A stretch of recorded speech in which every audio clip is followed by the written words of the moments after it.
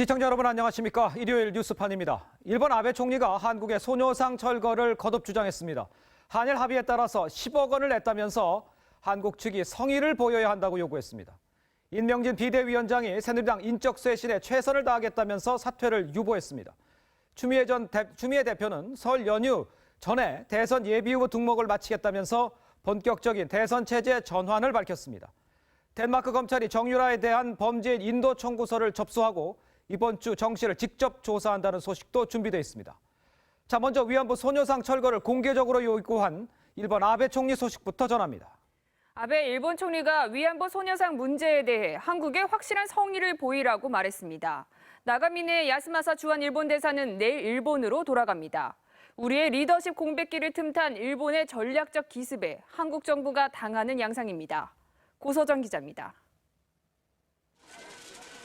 아베 신조 일본 총리가 오늘 방송된 NHK 프로그램 일요 토론에서 소녀상 문제와 관련 일본은 위안부 합의 의무를 수행해 10억 엔을 이미 출연했다면서 다음은 한국이 확실히 성의를 보여야 한다고 말했습니다.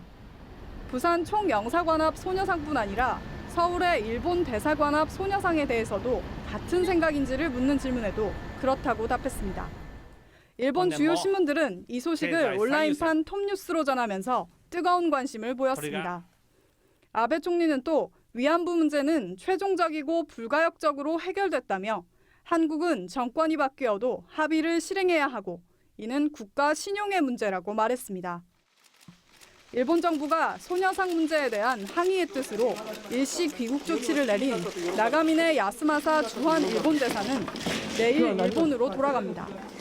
뉴욕타임스가 이 문제와 관련 미국의 중재 필요성을 제기했지만 트럼프 취임을 10여일 앞두고 효과적 중재안은 나오기 어려운 상황. 한국의 국정 공백과 미국 대통령 교체기를 틈탄 일본의 외교적 기습에 우리 정부가 당하고 있다는 분석입니다. TV조선 고서정입니다. 자, 이런 일본의 공격적인 발언에 우리 정부의 대응은 한심합니다. 우리 정부 제대로 대꾸도 못한 채 원칙적 입장만 밝혔습니다. 일본의 경제 보복에 대해 뾰족한 대책도 아직 없습니다. 야당까지 외교부를 공격하며 외교 갈등을 부추기고 있습니다. 이채연 기자입니다. 성의를 보이라는 아베 총리의 발언에 외교부는 한일 정부가 합의의 취지와 정신을 존중하며 합의를 착실히 이행하는 것이 중요하다고만 했습니다. 아베 총리의 발언이 위안부 합의 근간인 진정성 있는 사죄와 반성에 걸맞지 않는데도 아무런 지적이 없습니다. 정부는 양국 간 어려운 문제가 있더라도 양국 정부 간 신뢰관계를 바탕으로 한일 관계를 지속 발전시켜 나가야 합니다. 정부 관계자는 냉정하고 길게 봐야 한다고 했습니다. 일본의 파상 공세에 강경 대응하면 한일 간 전면전으로 치달을 수 있다는 겁니다. 일본에 고위 당국자를 보내거나 시민단체에 소녀상 이전을 권유하자는 말은 나오지만 뾰족한 대책은 아직 없습니다. 야당은 이면 합의 의혹을 제기하며 갈등을 키웁니다. 정부는 위안부 합의의 진실을 낱낱이 공개하고 잘못된 합의를 원천 무효로 되돌려야 합니다. 더불어민주당 문재인 전 대표도 소녀상 설치를 막겠다고 일본과 약속한 것인지 윤병세 장관이 분명히 밝히라고 했습니다. 이런 가운데 김관진 국가안보실장은 트럼프 인사들과의 면담을 위해 미국을 방문합니다. 위안부 합의 과정에 미국이 역할을 한 만큼 이번 소녀상 문제에서도 미국이 나설지 주목됩니다. TV조선 이채연입니다. 북한은 김정은이 오늘 자신의 33번째 생일을 맞아서 위성을 연이어 쏘아 올리겠다고 위협을 했습니다. 하지만 실제 도발은 없었습니다. 트럼프 대통령 취임 전후로 도발할 수 있다는 전망입니다. 안현영 기자입니다. 김정은은 자신의 생일인 오늘 이불 공장을 시찰했습니다. 오늘 김종숙 평양 제사공장에 와서는 이불 폭포를 보았는데 정말 기분이 좋다고 말씀하셨습니다. 미국 농구 선수 출신인 데니스 로드먼을 초청했던 2014년이나 생일 이틀 전에 핵실험을 감행한 지난해와 비교됩니다. 신년사에서 경제 실패를 자책했던 김정은이 생일에 민생 행보를 보여 애민 이미지를 부각시키려는 의도로 보입니다. 하지만 북한은 어제 평양 방송을 통해 장거리 미사일 발사를 계속할 것이라고 위협했습니다. 오는 20일 미국 트럼프 대통령 취임 이후 도발이 노골화될 것이라는 관측이 많습니다. 향후 도발 시기는 미국과 한국의 정치 일정과 한미 연합훈련, 주요한 북한 내부 행사 등을 고려할 것으로 보입니다. 2, 3월에 열리는 한미연합 키리졸브 훈련과 2월 8일 김정일 생일 75주년에도 핵미사일 도발 가능성이 점쳐집니다. TV조선 안형량입니다. 네, 새누리당 인명진 비상대책위원장이 정면 돌파를 택했습니다. 패권, 패거리 정치에 굴복하지 않고 비대위원장직을 유지하면서 인적 쇄신을 완수하겠다고 밝혔습니다. 최원영 기자입니다. 근본적 인적 쇄신을 위해서 최선의 노력을 다해보겠습니다. 몇 사람은 더 결심을 하고 책임을 져야 된다. 새누리당 임명진 비상대책위원장이 사퇴하지 않기로 했습니다. 대신 서청원, 최경환 의원에 대한 탈당 압박을 이어갔습니다. 지난 6일 상임 정국이 무산에 대해서는 심히 부끄러운 일이라며 다시 소집하겠다고 했습니다. 상임정국위원회가 무산되면 이틀 후에 다시 소집하겠습니다. 또 무산되면 이틀 후에 또 다시 소집하겠습니다. 10번쯤 해보려고 생각합니다. 어떻게 하나 보겠습니다. 특히 당 소속 의원 99명 가운데 68명이 인적 쇄신에 참여했다고 했습니다. 인 위원장은 인적 쇄신이 끝나면 정책 쇄신을 하고 당 회계감사도 하겠다고 했습니다. 이에 앞서 정우택 원내대표는 인 위원장 자택을 방문해 당 쇄신 노력을 계속해달라고 요청했습니다. 당 비례대표 12명도 인적 쇄신을 적극 지지한다는 성명서를 냈습니다. 서청원 의원의 법적 대응 방침도 받아쳤습니다. 제가 감옥에 한 4번쯤 갔는데 늘 면회 다녔거든요. 또 한 번 면회 가게 생겼구나, 오래간만에 그러더라고요. 저는 또 뭐 별을 하나 더 다는 게 되겠습니다. TV조선 최은행입니다. 자, 이렇게 인 위원장이 당에 남아서 인적 청산을 계속하겠다고 밝히자 친박계 맏형인 새누리당 서청원 의원, 인 위원장에 대한 직무정지 가처분 신청을 내겠다면서 맞섰습니다. 서 의원은 정치적 싸움의 최종 종착역, 법의 판단이라고 했습니다. 조정린 기자입니다. 새누리당 서청원 의원을 지지하는 당원 수십 명이 당사 건물을 에워싸고 당 지도부를 성토합니다. 임명진은 사퇴하라! 사퇴하라! 서 의원은 인 위원장이 거취 문제 발표를 미루고 개인적 미련을 연장하고 있다고 비판했습니다. 탈당을 강요하는 사람들, 인 비대위원장과 정우택 원내대표 모두 고발 대상이라며 내일부터 법정 대응에 주력하겠다고 했습니다. 서 의원은 인 위원장을 상대로 직무정지 가처분 신청을 내는 한편 위계에 의한 공무집행 방해 혐의로 고발하는 방안도 검토하고 있습니다. 최경환 의원은 지역구에 머물며 사퇴를 관망하고 있지만 인 위원장이 소속 국회의원에게 탈당을 강요하는 것은 월권이라는 입장인 것으로 알려졌습니다. 갖다부터 할 그런 가치도 못 느끼. 이슬부터 한다놓고 누구를 그런 나락하는 게 말이 됩니까? 새누리당 내분 사태가 법정 투쟁으로까지 번질 가능성이 커지고 있습니다. TV조선 조정린입니다. 네, 가칭 개혁 보수 신당 당명을 바른정당으로 결정을 했습니다. 예상과 달리 보수라는 말은 당명에서 포함되지 않았습니다. 외연 확대를 고려한 것으로 보입니다. 신정훈 기자입니다.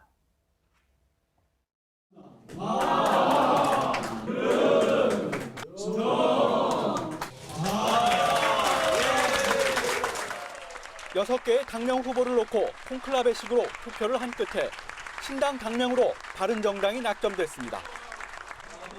당초 유력하게 검토됐던 보수라는 단어는 최종 투표 대상에 들지 못했습니다. 당명에서 보수가 빠지자 불만의 목소리도 나왔습니다. 보수가 배제된 데 대해서 대단히 유감으로 생각합니다. 왜냐하면 자기 정체성을 스스로 부정하는 그런 정당이 어떻게 확장성을 갖겠는지에 대해서 유승민 의원도 보수를 포함시킬 것을 주장했지만 남경필 경기지사는 외연을 좁힐 필요가 없다며 반대했습니다. 대신 바른에도 보수의 가치가 담겨 있다고 했습니다. 바른 정자에 따뜻할 정자가 들어가서 따뜻한 보수도 지향을 할 수가 있고 깨끗한 보수도 지향을 할 수 있다. 하지만 신당 내 위기감은 큽니다. 새누리당에서 추가 이탈자가 나오지 않는 데다 최근 여론조사에서 지지율이 한 자릿수에 그치고 있습니다. 더불어민주당 윤관석 대변인은 당초 개혁과 보수를 얘기하더니 당명에선 이를 찾아볼 수 없다고 혹평했습니다. TV조선 신정훈입니다. 대통령의 책임 유무를 더불어민주당 추미애 대표가 신년 기자회견에서 대선 경선 규칙 논의를 시작하겠다고 했습니다. 또 설 연휴 전에 대선 예비 후보 등록을 마치겠다고 했는데 탄핵 결정도 나기 전에 조기 대선으로 몰고 가느냐는 비판이 나옵니다. 최지원 기자입니다. 오늘부터 당내 대선 경선 룰 마련을 시작하겠습니다. 더불어민주당이 대선 준비 돌입을 선언했습니다. 추미애 대표는 대선 예비 후보 등록도 설 연휴 전까지 받겠다며 1월 말로 시기를 못 박았습니다. 헌법재판소에 박근혜 대통령 탄핵 결정이 나오기도 전에 조기 대선을 기정사실화하려는 걸로 보입니다. 당내 비문 대선 주자들의 이탈을 막고 미리 관리하겠다는 뜻도 있어 보입니다. 당 지도부는 양승조 당원당규 위원장을 필두로 각 캠프 소속 실무진들과 본격 협의에 나설 방침입니다. 내부적으로는 이미 지난달부터 밑그림 작업에 착수한 것으로 전해졌습니다. 당 관계자는 조기 대선에 대비해 대선 후보들이 후원금도 받고 사무실도 차릴 수 있도록 시간적 여유를 주는 것이라고 설명했습니다. 추 대표는 또 개헌 저지 보고서 논란에 대해 문제가 없다고 일축했습니다. 개헌 저지 보고서라고 그렇게 먼저 질문을 하시는데 질문 자체가 잘못된 겁니다. 개헌 관련 문건이었고요. 사실이 아닌 것으로 드러난 이상 그건 제가 고민할 필요가 없는 거잖아요. 당 안팎에선 계파 갈등 문객이라는 비판이 나옵니다. 개헌 저지 보고서대로 움직인다면 공정한 경선을 하겠다는 추 대표의 약속도 공허하기 짝이 없는 립 서비스에 불과합니다. TV조선 최지원입니다. 더불어민주당의 준비된 패권으로는 경북 지역을 찾은 더불어민주당 문재인 전 대표가 박근혜 대통령 지지자로 추정되는 시민들에게 둘러싸여 욕설을 듣는 봉변을 당했습니다. 이곳에서 문 전 대표는 반기문 전 총장이 대통령이 되면 정권 교체가 아니다라고 했습니다. 홍혜영 기자입니다. 구미시청 앞에 모인 시민 200여 명이 더불어민주당 문재인 전 대표 차량을 에워쌉니다. 아예 차 앞에 드러눕고 거친 말을 쏟아냅니다.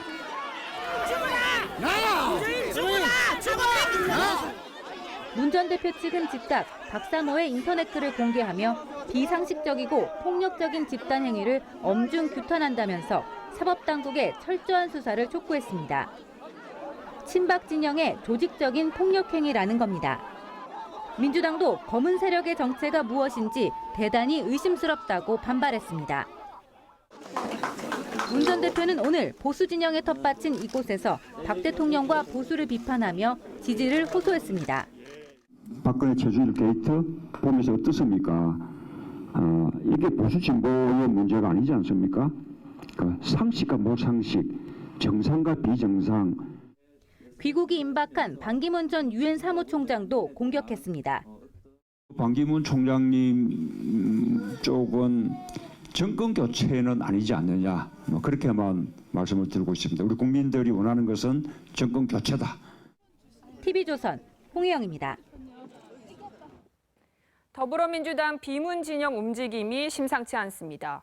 문재인 전 대표를 청산 대상이라고 비판하는가 하면 문재인 대 비문재인 구도로 대선을 치르자는 얘기도 나옵니다. 김경화 기자입니다. 더불어민주당 내에서 문재인 빼고 뭉치자는 목소리가 본격적으로 나오기 시작했습니다. 박원순 서울시장은 야당 텃밭인 호남을 찾아 문재인 전 대표는 청산해야 할 기득권 세력이라고 직격탄을 날렸습니다. 문 전 대표의 무능과 우유부단함 때문에 당이 분열했다며 문 전 대표는 새 대한민국 건설의 주체가 될 수 없다고 했습니다. 대선 연대는 필요하지만 문 전 대표와는 함께할 수 없다는 뜻을 분명히 한 겁니다. 저는 모든 민주 민생 세력이 힘을 합쳐서 민주 민생 연대, 민생 민주 연대를 구성하자. 오늘 오신 분들 포함해서 이렇게 제안을 드리고요. 김종인 전 대표는 이번 대선은 문재인 대 비문재인 후보 간 1대1 구도로 치러질 것이라고 말했습니다. 그러면서 비문 진영의 연립내각이 문 전 대표의 예비내각보다 더 나을 수 있다고 했습니다. 그동안에 대권을 향해서 많은 노력을 했던 사람들이 또 새롭게 한 힘을 합해가지고서 그런 세력을 갖다 형성할 수도 있다고 는 생각을 해요. 당내 비문 진영의 원심력이 강해지면서 반기문 전 유엔 사무총장 귀국 이후 야권 대선 구도 또한 요동칠 거라는 관측이 나옵니다. TV조선 김경화입니다. 중앙선거관리위원회가 18대 대선에서 개표 부정은 없었다며 이재명 성남시장의 의혹 제기를 정면 반박했습니다. 야권의 주요 대선 주자인 이 시장의 의혹 제기가 근거 없고 무책임하다는 비판이 커지고 있습니다. 정수양 기자의 보도입니다. 이재명 성남시장은 어제 자신의 페이스북에 지난 대선은 부정선거였다며 투표소 수개표로 개표 부정을 원천 차단해야 한다고 주장했습니다. 또 정원 스님의 분신을 언급하며 대선 무효 소송을 즉각 속개해야 한다고도 했습니다. 중앙선거관리위원회는 이 시장 발언은 반민주적 행위라고 비판했습니다. 투표지 분류기는 프로그램 조작이 원천 차단된다며 의혹 제기를 조목조목 반박했습니다. 선관위는 앞으로도 근거 없는 개표 부정 의혹 제기에 대하여는 강력히 대응할 것입니다. 그동안 야권에선 걸핏하면 대선 개표 부정 의혹을 제기했습니다. 제18대 대선은 가장 악질적이고 조직적인 관권 선거 부정선거였습니다. 민주주의를 송두리째 뽑아버린 중대한 국가 범죄였습니다. 하지만 구체적 근거도 제시하지 못해 매번 선관위의 제지를 받았습니다. 이 시장에 대해서도 무책임하다는 비판이 적지 않습니다. 이 시장은 또 선거 연령을 17세로 낮춰야 한다고 주장해 논란을 빚었습니다. TV조선 정수양입니다. 자, 오는 12일입니다. 목요일인데요. 반기문 전 유엔 사무총장 귀국을 계기로 대선판이 본격적으로 움직이기 시작할 것 같습니다. 앞으로 대선 전국 어디로 갈지 TV조선 배성규 정치부장과 함께 좀 전망을 좀 해보도록 하겠습니다. 안녕하세요. 네. 자, 이 반 총장이 이제 오면서 캠프나 창당 작업 이런 것들이 좀 준비가 되고 있는 상황인가요? 네, 아직 본격화는 하고 있지 않습니다만 반 총장의 12일 귀국이 왜 중요하냐. 결국 그동안의 모든 플레이어는 야권이었습니다. 그렇죠. 여권 합쳐봤자 7, 8% 이런 표현이었죠. 그렇죠. 그런 상황에서 여권과 제3지대, 야권을 제외한 다른 판은 사실상 대선판이 없었다라고 그렇죠. 하는데 이제 반 총장이 오면서 여기에 드디어 플레이어가 생겼고 여기에 어떤 활동할 공간이 생겼다는데 일단 1차적 의미가 있고요. 근데 반 총장이 그러면 여기에서 창당을 하고 캠프를 차리냐 이 문제인데 캠프는 상당히 준비 절차가 굉장히 빨리 진행되고 있어서 아마 오면은 1, 2주일 내에 캠프가 가시화되지 않을까 싶고 창당은 약간 시간이 걸리는 문제라 그리고 다른 당과의 연대 문제도 있기 때문에 이거는 좀 더 속도가 늦을 것이다 할 수 있습니다. 근데 반기문 바람에 이 관건은 두 가지입니다. 첫 번째는 얼마나 많은 세력을 자기랑 연대할 수 있는 끈을 만들어 놓느냐고 그보다 더 중요한 거는 반 총장이 자기만의 색채를 얼마나 보이느냐인데 자기 상품성. 근데 이게 정말 외교 관료 색채 이거 못 빼면 아마 바람 불기 힘들 거고요. 다만 그것과 다르게 기대와 사람들이 예상과 다르게 소신과 철학, 노선 그리고 뭔가 친서민 소통의 능력을 보여준다면 거기서는 상당한 바람이 일어날 수 있다. 컨벤션 효과라는 게 분명히 있긴 있습니다. 아, 그렇군요. 자, 반 총장이 그런 가운데 비문, 비박도 제3지대에서 움직임이 상당히 있는데 또 박원순 시장도 있고요. 있는데 그쪽 움직임은 좀 어떻습니까? 지금 이 비문, 반문 이쪽의 기준은 그동안은 그냥 문재인이 싫다 정도였는데 요즘 얘기 나오는 걸 보면 문재인과는 도저히 같이 갈 수 없다. 이런 기류까지 지금 변하고 있습니다. 그래서 김종인 전 대표, 박원순 시장 오늘 말을 들어보면 이건 문재인으로는 도저히 갈 수 없다. 오히려 밖에 나가서 다른 사람과 할 수 있다라는 그런 느낌을 주거든요. 근데 문제는 이 사람들이 나올 수 있느냐는 거죠. 그렇죠. 그러니까 일단 명분이 없고 친문들이 짜놓은 기존의 체제에서 벗어날 명분을 찾아야 되는데 그 명분이 일단은 개헌 저지 보고서 때문에 이건 도저히 안 되겠다라고 얘기는 하고 있지만 아직은 약하다. 그럼 여기서 관건은 결국 박원순뿐만이 아니라 이재명 시장까지 여기에 같은 편으로 끌어들일 수 있느냐 이것이 좀 관건이라고 생각합니다. 네, 그렇군요. 새누리당 상황을 보면 지금 비박계에서는 오늘 정당 이름이 나왔습니다. 그러니까 바른 정당. 이 의미를 어떻게 봐야 됩니까? 보수 이름도 빼고 개혁도 다 뺐어요. 그렇죠. 예. 애초엔 개혁을 뺐다가 지금은 보수를 뺐습니다. 예. 이건 분명히 반기문 총장 예. 이 의식하고 만든 이름인데 왜냐하면 지금은 새누리당하고 네. 보수표 뺏어오기 경쟁할 때가 이미 지났다. 예. 앞으로는 반 총장을 이 지지하는 층, 예. 이 중도층을 어떻게 공략하느냐에 달린 문제다. 예. 그래서 보수는 빼고 오히려 개혁이나 바르다는 이미지. 그러니까 바르는 개혁의 이미지거든요. 그렇죠. 그러니까 그러면서 뭔가 다층적인 의미를 갖고 있기 때문에 이걸로 반 총장도 끌어들이고 예. 새누리당 그 기존 층도 끌어들이고 예. 국민의당도 끌어들이자 이런 의미의 다층적인 그런 복선이 깔려 있는 이름이다 할 수 예. 있겠습니다. 그런데 지금 지지율은 그런 복선 깔고 노력하고 있고 여러 가지 의미를 부여하고 있지만 지지율은 낮은 것 같아요. 생각보다는. 왜 그런가요? 일단 신당 창당하고 나서 뭘 했죠? 사람들 기억에 아무것도 없습니다. 예. 오히려 새누리당이 지금 어떻게 가느냐 그에 더 관심을 갖다 보니까 예. 사람들이 아직 안 갔는데 이 지지율도 사실 반 총장이 달려 있다고 저는 봅니다. 그렇군요. 새누리당 상황을 좀 더 보죠. 임명진 비대위원장과 서청원 의원의 싸움 이런 걸 보면 지금 와 이게 전쟁이냐 이런 정도의 생각이 드는데 이 상황에서 거기 전쟁까지 벌어지는 상황인데 이걸 어떻게 봐야 됩니까? 지금 새누리당의 이 임명진, 서청원 전쟁 예. 이 자체는 언제 어떻게 끝날지 사실 예상하기 힘듭니다. 왜냐하면 법정으로까지 가겠다니까. 그러니까요. 이 법정 가면 정당으로서 막장 가는 거거든요. 예. 이 막장 간다는 상황이 중요한 겁니다. 예. 이렇게 가면 쉽게 해결이 안 돼요. 법정으로 간다 그러면 그럼 1주, 2주, 3주 끌면 예. 이 대선 좀 조기 대선이 언제 올지 모르는데 이 중요한 판에 예. 새누리당은 사라지는 거예요. 예. 반기문 총장이 여기에 눈길 줄까요? 안 줍니다. 여기서 중요한 게 결국 반 총장을 바라보고 있는 예. 그리고 기다리고 있는 충청권 의원, 반기문파 의원들, 중도파 의원들이 탈당할 가능성이 있다는 거예요. 예. 지금. 그럼 이 사람들이 탈당해서 예. 반기문 지지 무소속 연대를 만들 수 있다. 예. 이런 전망이 나오고 있는 겁니다. 예.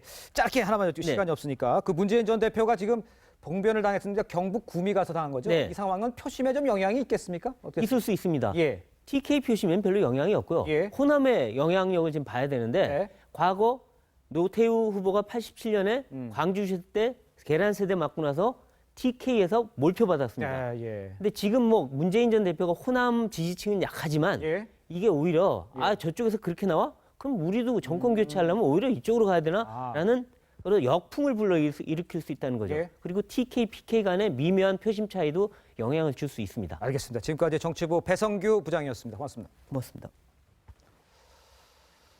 자, 삼성과 최순실 씨 사이에 검은 거래 의혹을 수사 중인 특검의 칼날. 지금 삼성 수뇌부를 겨냥하고 있습니다. 특검 사무실에 나가 있는 취재 기자를 연결하겠습니다.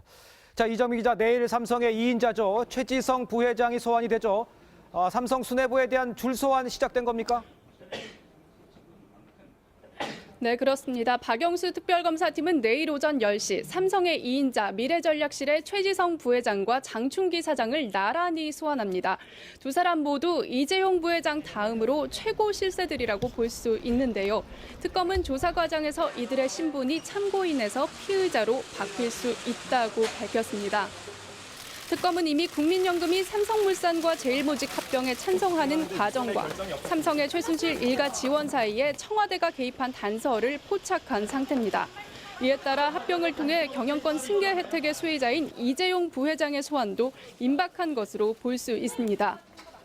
삼성 외에 롯데와 SK 역시 미르와 K스포츠재단 지원을 매개로 면세점 청탁 등이 오간 정황을 특검팀이 확인한 것으로 알려졌습니다. 특검팀은 삼성 이재용 부회장에 이어 롯데 신동빈 회장, SK 최태원 회장 등 두 기업의 주요 임원에 대해서도 출국 금지 조치를 내린 것으로 전해졌습니다. 자, 특검의 문학의 블랙리스트 관련 수사 이제 사실상 막바지에 이르렀다고요? 네, 그렇습니다. 특검팀은 이른바 문학의 블랙리스트와 관련해 오늘 김상률 전 청와대 교육문화수석과 김종덕 전 문체부 장관을 피의자 신분으로 재소환했습니다.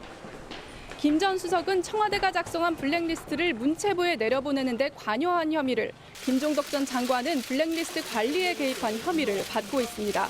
특검은 어제 조사한 정관주 전 문체부 차관, 신동철 전 정무비서관을 포함해 이들 4사람에 대한 구속영장 청구 여부를 검토하고 있습니다. 국가정보원이 블랙리스트 단체 선정에 직접 관여했다는 증언도 이어지고 있는데요. 문체부가 예산 신청 단체의 명단을 국정원에 넘겨 사전 검토를 거쳤다는 겁니다. 블랙리스트 작성과 지원 배제 등의 청와대와 문체부, 국정원 이렇게 3개 기관이 조직적으로 개입한 사실이 드러나고 있습니다. 지금까지 특검 사무실에서 TV조선 이정민입니다.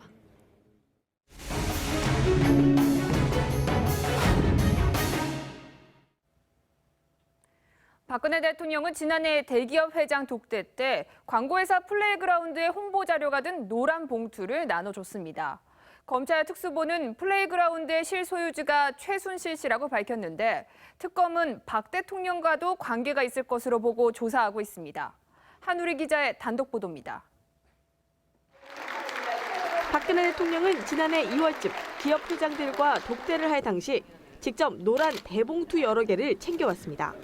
대통령이 준비물을 직접 챙기는 경우는 이례적인 일입니다. 봉투엔 광고 회사인 플레이그라운드를 소개하는 팸플릿이 들어있었습니다.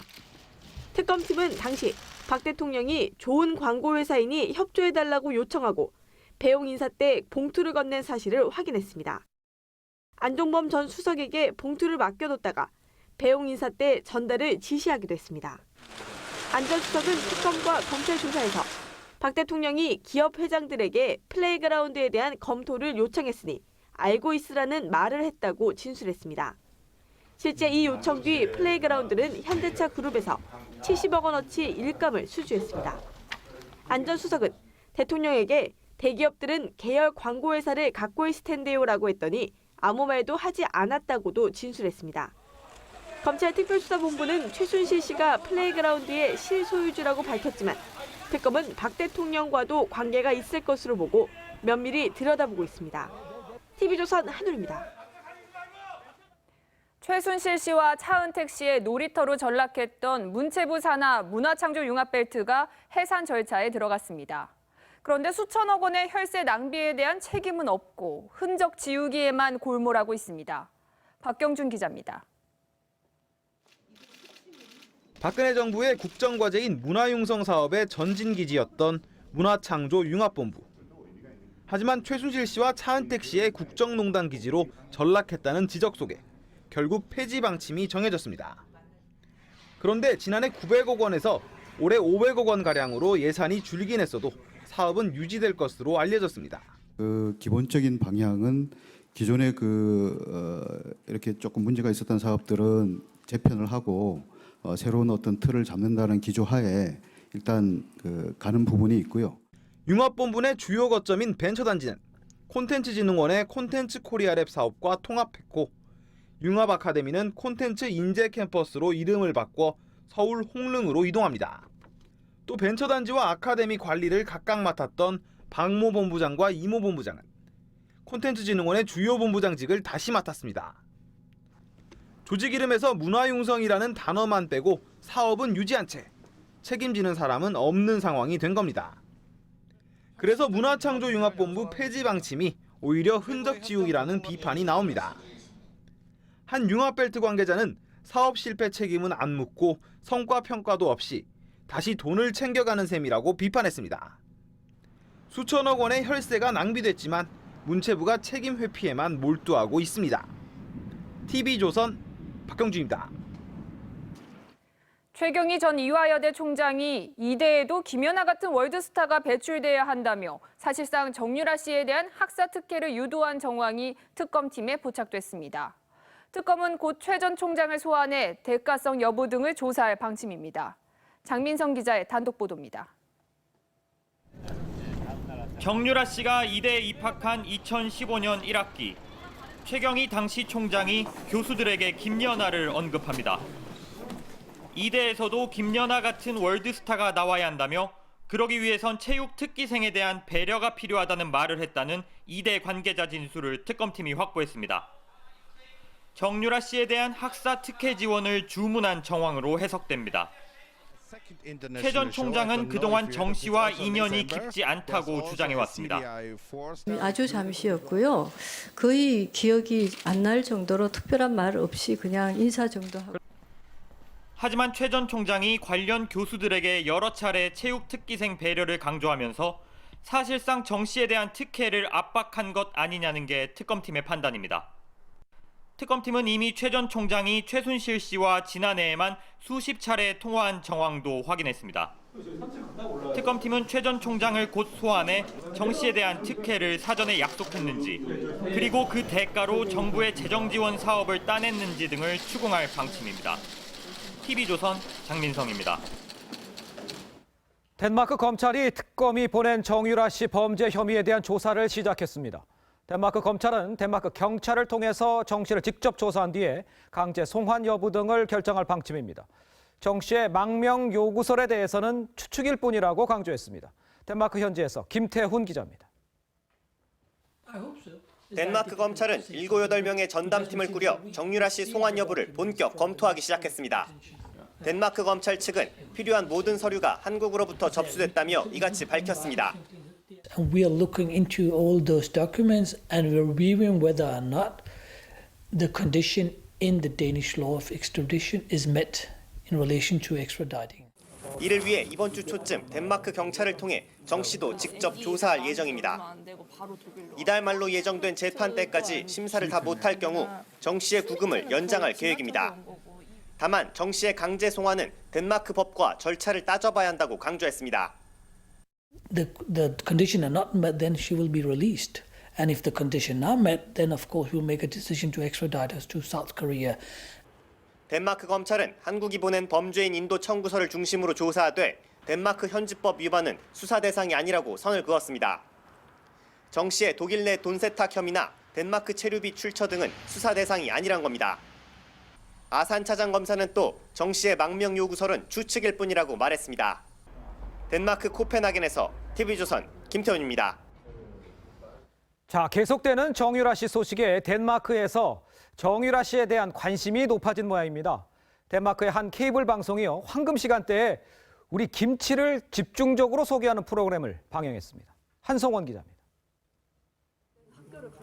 정유라 씨 범죄인 인도 문제로 덴마크에서 정 씨와 한국 관련 뉴스가 연일 비중 있게 다뤄지고 있습니다. 이런 가운데 덴마크의 한 케이블 방송이 현지 시간 7일 황금 시간대인 오후 7시쯤 영국의 스타 셰프인 제이미 올리버의 건강한 삶을 위한 레시피라는 프로그램을 통해 한국의 대표적 음식인 김치를 20여 분에 걸쳐 소개했습니다. 진행자 제이미 올리버는 재래시장을 방문해 직접 김치 만드는 과정을 지켜보면서 제조 과정의 특징과 독특한 맛을 내는 비결을 소개했습니다.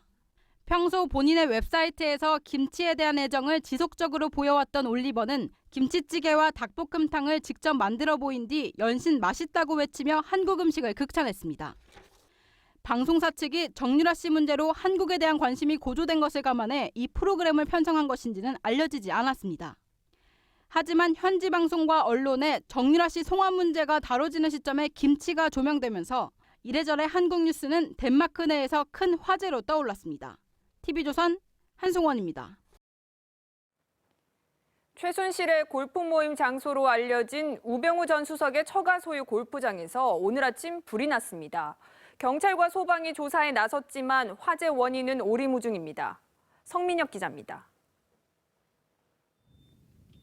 골프장 잔디와 조경용 소나무가 시커멓게 불탔습니다. 경기도 화성에 있는 기흥 컨트리 클럽에서 불이 난 건 오늘 아침 6시 반쯤. 골프장 남쪽 코스 8번과 9번 홀로 이어지며 축구장 면적에 이르는 6,600제곱미터가 불탔습니다. 불길은 10분 만에 잡혔고 손님이 없는 시간이라 인명피해는 없었습니다. 날씨가 추우니까 손님이 없어요. 그래서 취업 시간을 거의 한 10시 정도에 저는 취업을 한다고요. 이 골프장은 우병우 전 민정수석의 처가가 소유한 곳으로 알려졌습니다. 최순실이 자주 이용하던 골프 모임 장소로 지목된 곳이기도 합니다. 방화 가능성은 낮은 상황. 인화물질이라든가 방화하기 위한 흔적이라든가 이런 게 지금 확인이 안 돼 지금. 경찰은 화재 현장에서 나온 담배꽁초 4개를 토대로 정확한 화재 원인을 조사하고 있습니다. TV조선 성민혁입니다. 서울 낙원동 건물 붕괴 사고 현장에선 오늘 오전 인부 1명이 숨진 채 발견됐습니다. 또 다른 매몰자를 찾는 작업이 30시간째 진행되고 있는데 추가 붕괴 우려가 있어 수색에 애를 먹고 있습니다. 변재영 기자입니다. 콘크리트 잔해가 수북히 쌓여 있고 철근 구조물은 엿가락처럼 휘었습니다. 흙더미가 아직도 무너져 내리는 상황. 중장비를 동원해 매몰된 49살 조모 씨를 찾는 작업이 30시간째 이어지고 있습니다. 높은 부분에 있던 잔해물이 계속 저희들이 작업하는 쪽으로 흘러내려오고는 있는 실정입니다. 앞서 오늘 오전 7시쯤 청각장애인으로 알려진 61살 김모 씨가 숨진 채 발견됐습니다. 지상 11층, 지하 3층짜리 호텔 철거 공사 현장이 붕괴된 지 19시간 만입니다.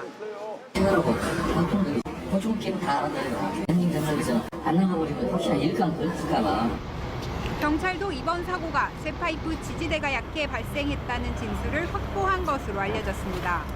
사고가 인재일 가능성이 제기되는 부분입니다.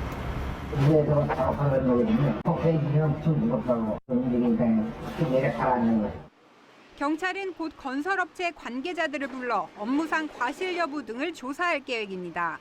TV조선 변재영입니다. 서울에는 오래되고 낡아 긴급보수가 필요한 공동주택이 80곳이 넘습니다. 언제 무너질지 모르는 위험한 곳에서 주민들이 하루하루를 보내고 있는데요. 재건축은 엄두도 못 낸다는 사정을 차정승 기자가 취재했습니다. 1930년대 일제강점기에 지은 서울 도심의 5층 아파트. 고층 빌딩 사이에서 외벽 곳곳에 페인트가 벗겨진 채 위태롭게 서 있습니다. 한낮에도 복도는 어두컴컴하고 기둥 한편은 부서진 채 방치돼 있습니다. 하지만 40여 세대가 살고 있습니다.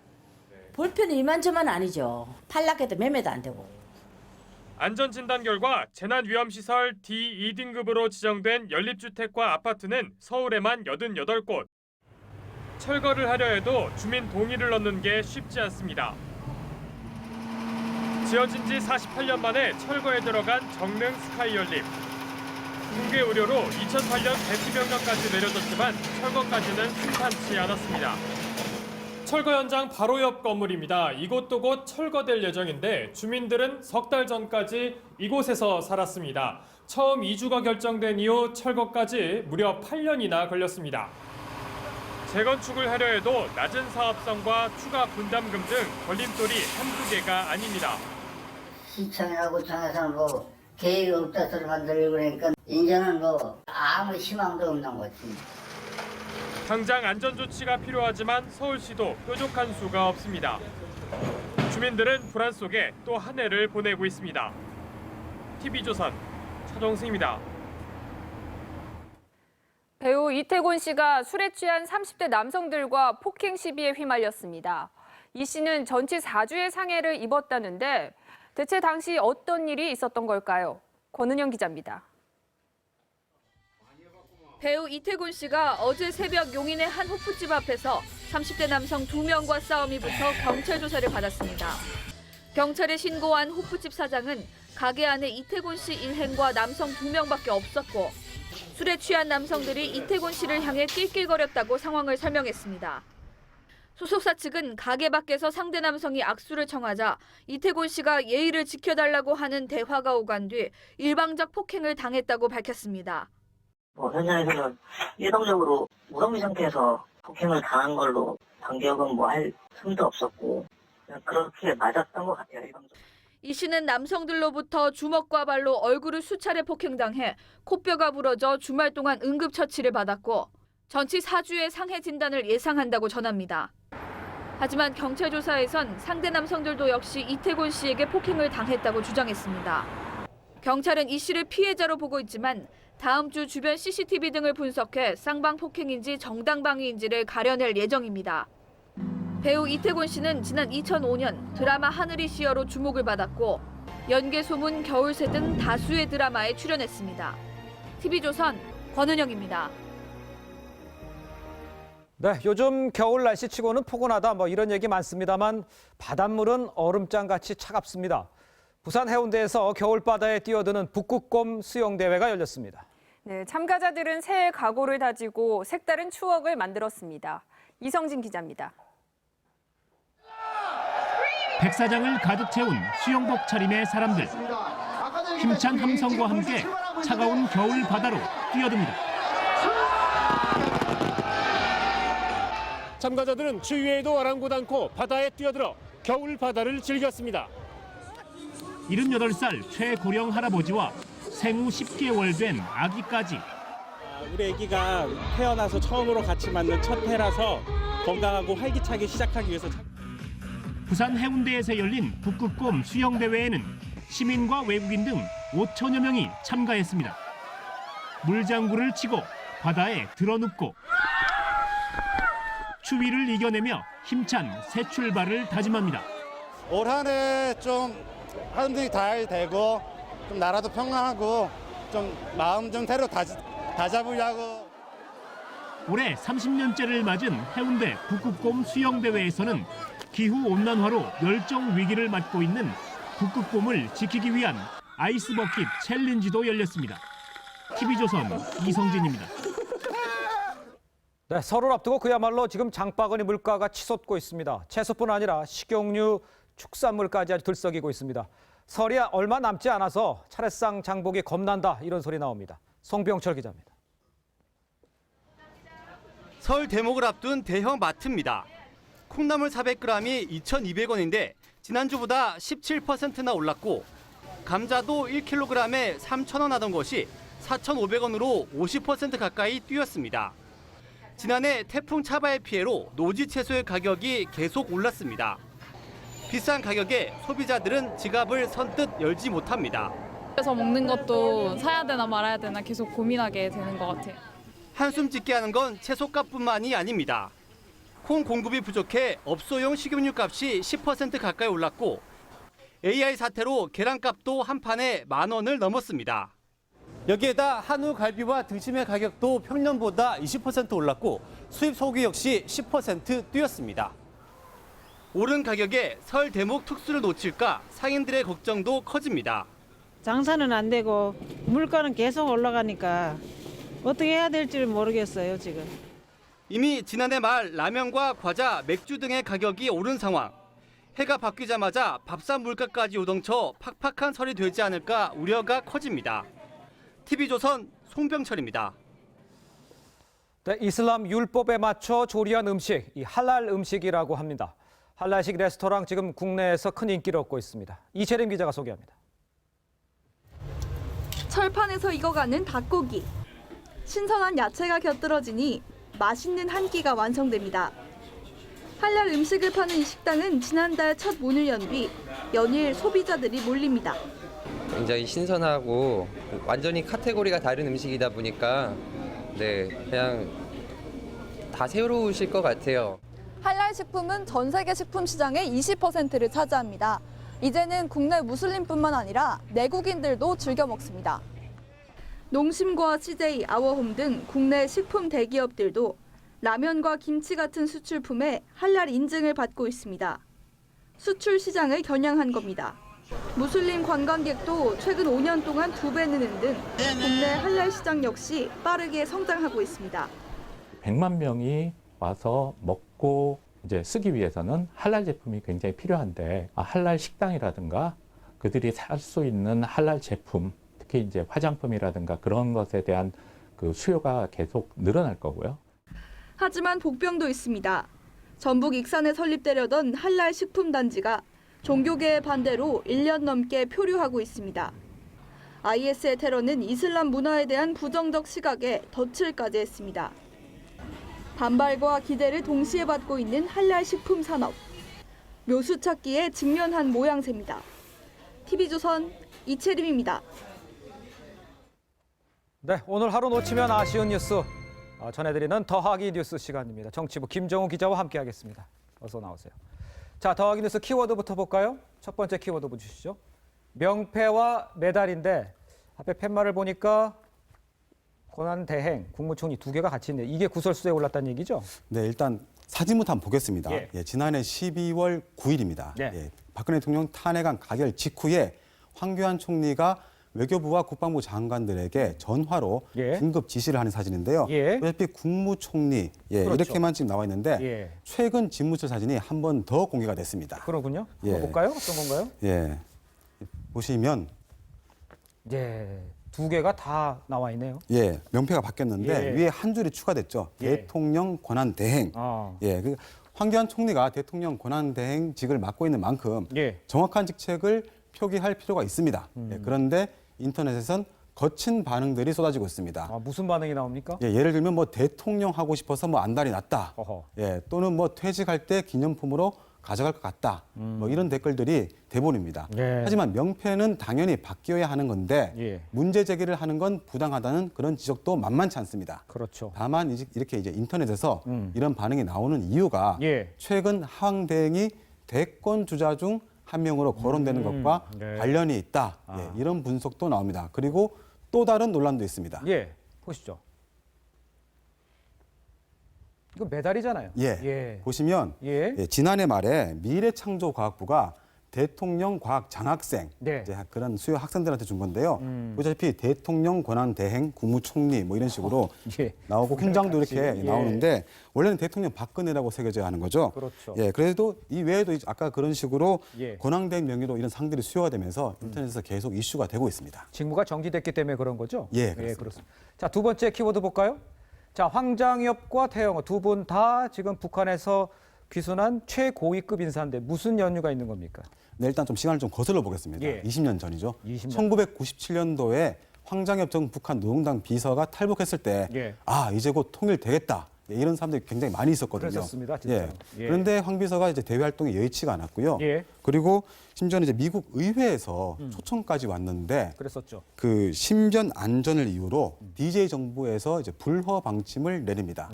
그래서 논란이 굉장히 컸는데요. 결국 노무현 정부인 2003년에 첫 방문을 하긴 했는데 적기를 놓쳤다는 지적도 끊이지 않았습니다. 그렇군요. 그러면 20년이 지난 이 상황에서의 태영호 공사는 어떻게 되는 상황입니까? 황장엽 비서와는 달리 현재까지는 상당히 이제 활발한 그런 다른 행보를 보이고 있습니다. 태영호 공사는 최근 인터뷰에서 언제든지 미국을 방문해서 트럼프 행정부의 북한의 실상을 알리고 싶다고 이렇게 밝혔습니다. 근데 12일 뒤면 이제 곧 출범하는 트럼프 정부 측에 방미 의사를 분명히 한 셈입니다.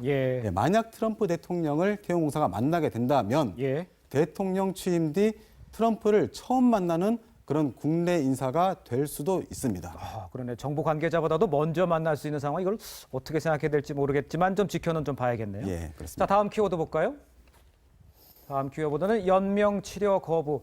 스님이 분신한 얘기죠? 그렇습니다. 박근혜 대통령을 비난하는 그런 유서를 남기고 어제 이제 분신한 정원 스님 얘기인데요. 평소에 본인이 위독한 상황에 처할 경우에 연명 치료를 하지 말라고 언급을 해왔다고 합니다. 전신 70%의 심한 화상을 입어서 연명 치료가 있으면 없으면 회복이 어렵다고 하는데 안타깝다는 말밖에 할 수 없는 그런 상황입니다. 그런데 대선 주자들하고요, 주요 정치인 그리고 유명인들이 큰 관심을 보이고 있습니다만 정치적으로 논란을 빚는 상황까지는 가지 않았으면 하는 그런 바람이 있습니다. 부디 스님의 쾌유를 기원합니다. 저도 스님의 쾌유를 빕니다. 지금까지 더하기 뉴스 정치부 김정우 기자였습니다. 고맙습니다.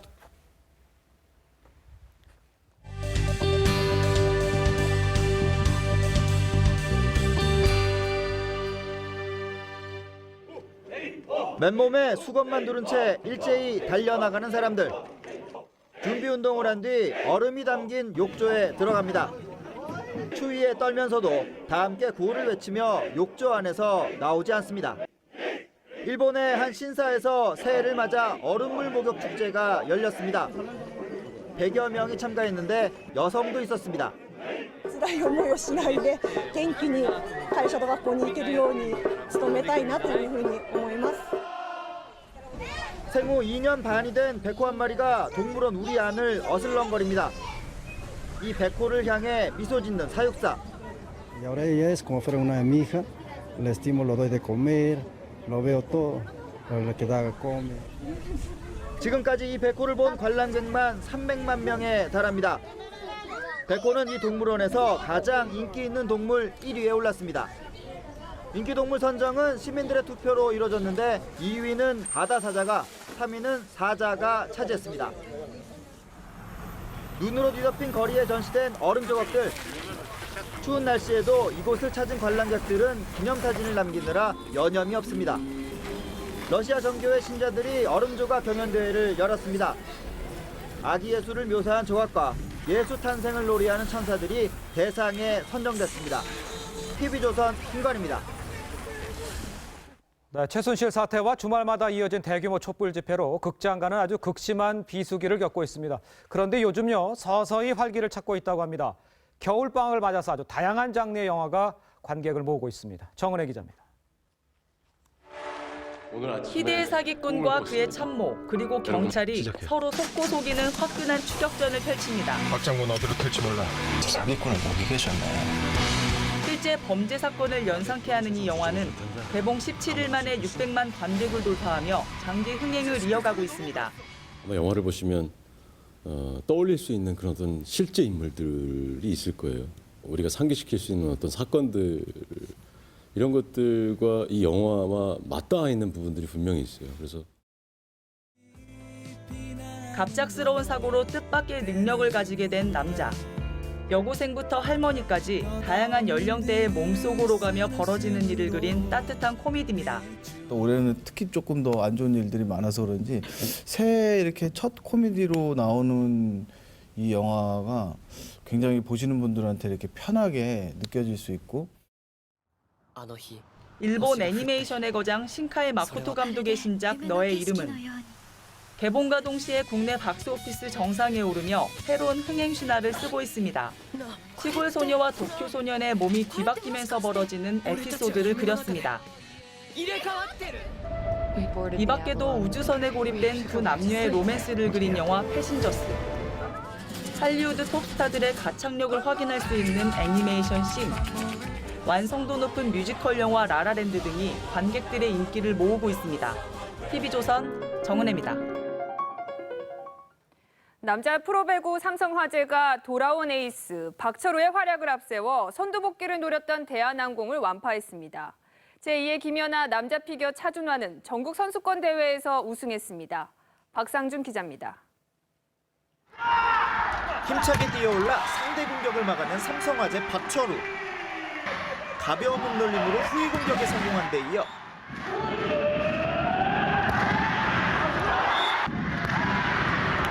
연이은 서브 에이스로 기선을 제압했습니다. 3세트 강력한 이 스파이크 서브 한 방으로 V리그 역대 두 번째 200 서브 기록을 작성했습니다. 오늘 서브 에이스 4개, 후위 공격 5개, 블로킹 3개로 개인 통산 역대 두 번째 트리플 크라운도 달성했습니다. 달성할 기미가 보이지 않더라고요. 힘 빼고 강하게 서브 넣으라고 좀 그런 시도도 많이 했고요. 박철우를 앞세운 삼성화재는 선두복귀를 노렸던 대한항공을 3대0으로 완파하고 단독 4위에 올랐습니다. 한국 남자 피겨의 간판 차준환은 강릉 아이스 아레나에서 벌어진 전국 피겨 선수권 마지막 날 프리스케이팅에서 156.23점을 얻어 쇼트와 프리 합계 238.07점으로 개인 첫 전국 선수권 대회 우승을 차지했습니다. 여자부에서는 이문수가 총점 191.98점으로 라이벌 유영을 따돌리고 대회 첫 정상에 올랐습니다. TV조선 박상준입니다.